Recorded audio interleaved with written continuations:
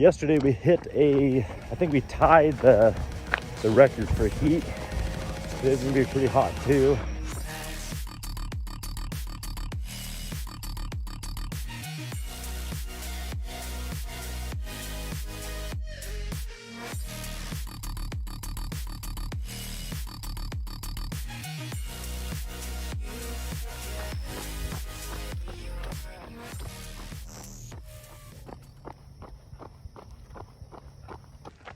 Sun's coming up.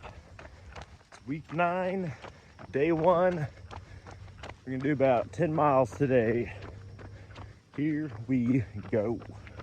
Yeah, it's a halfway point, 5 miles. I like just running until I get to the halfway and then turning around and running back. Just makes the math easy.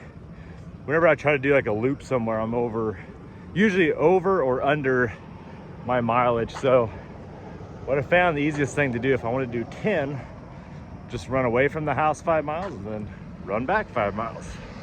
Might be a little bit more boring, but a little bit easier for the math and the figuring the distance out. One thing I like right now about this distance, about 10 miles, is in this race, the Wyoming Range 100, the aid stations are probably like on average about 10 miles apart. So I know the terrain is going to be a lot worse than like I'm running on a sidewalk here along the road. You know, the terrain will be a lot worse, but at least this distance, it's familiar for me. It's extremely doable for me, you know, 10 miles. So if you've never done a ultra marathon or you're new to this, I've had questions in the past about like what an aid station is. And basically, and it all depends on the length and maybe the time of the year and just the race in general. But like I was saying, these ones are about 10 miles apart. And aid stations, they can vary, but they'll definitely have water, usually some kind of electrolyte, like an electrolyte drink, like Tailwind. They'll have all sorts of snacks, like salty stuff like chips, and some will have like bacon if they're cooking stuff. Now, depending on if it's hot or cold, if it's hot, they'll probably, you know, they might have ice if it's relatively easy to get to that aid station for a car. If it's cold, like that cold race I did, they were actually boiling water for hot water.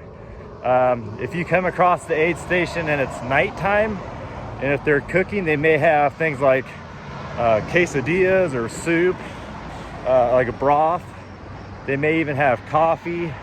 So it's a wide range of things, but it's basically a station every so many miles that helps you get through the race. And not only with things like water and food, but also just encouragement. All the folks, every race I've been to or been in, the folks at the aid stations are going to be your biggest cheerleader. So there's always positive energy in those things.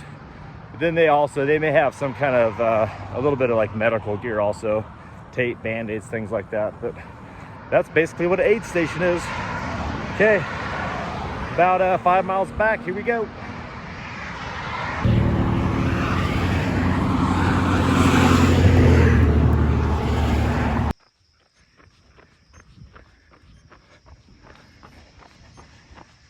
Almost done.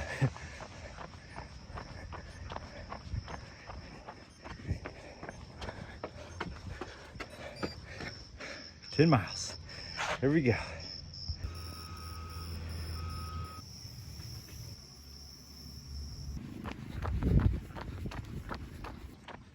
Okay, day 2 this week.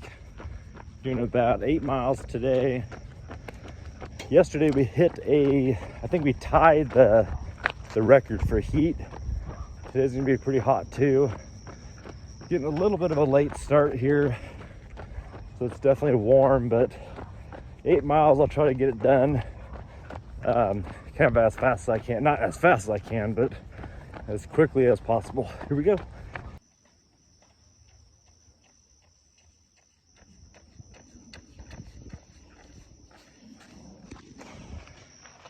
Okay, 8 hot miles at a 9:30 pace. I'll take it. Let's get out of here. For week 9, day 3, I hopped on the Peloton for a 45-minute hill climb. One thing I love about the Peloton is just a grinding up those hills. That completes day 3. Week 9, day 4. We're doing a quick 6 miles. Hopefully before it gets too hot out here. Here we go.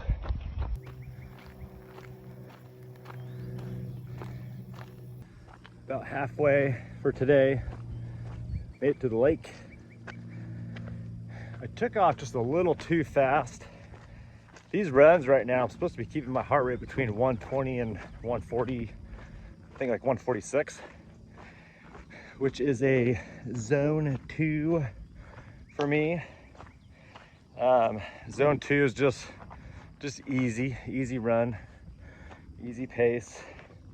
Some people refer to it as like a conversational pace. So a heart rate at where you can still talk normally if you're running with someone, which for people that may be just starting out running, because I know I was in the same boat, that sounds just horrible. It sounds exhausting to be talking while you're running, but tons of people do it, and when you get that lung capacity, it's becomes a little easier. But anyways, what I was saying was I took off too fast. I think I was it's getting warm, so I was thinking I gotta get this done as soon as possible, and I was pushing like high 7-minute miles, which is obviously too fast for that heart rate. I think I jumped up to like high 160s.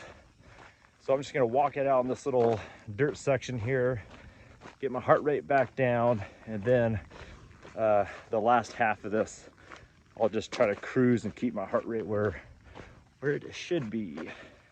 We'll see how we do on time. All right, heading back.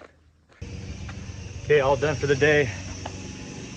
Here's the key. If you're getting started running, or if you want to start running, it's not about the speed, it's not about the distance, because we all like to compare ourselves to others. You're seeing other people run, whatever, 9-minute miles, you want to be there, or you're seeing someone run 4 or 5 miles, you wish you could do that. But the most important thing is consistency. It doesn't matter how fast you're going or how far you're going, just if you can get consistent doing it, whatever works for you, X amount of days, whatever works around your schedule, mornings, just be consistent with it and you'll get there. Okay, we are done with the day. Hey folks, I'm happy to share that I've partnered with the Bear Mountain. They are an all-inclusive outdoor store right here in Waco, Texas.